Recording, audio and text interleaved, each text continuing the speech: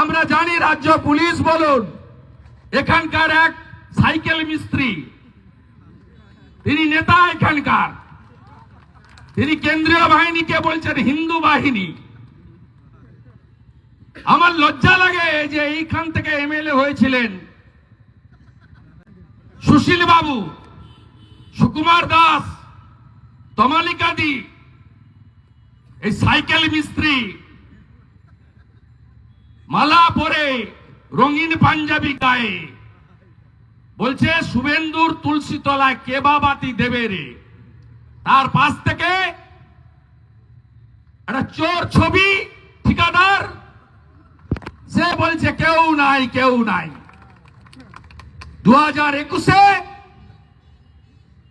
2000 ভোটে জিতেছ সাইকেল মিস্ত্রি, 2024-এ 10,000 ভোটে হারিয়েছি তোমাকে আমরা। অভিজিৎ গাঙ্গুলি লিড নিয়েছে।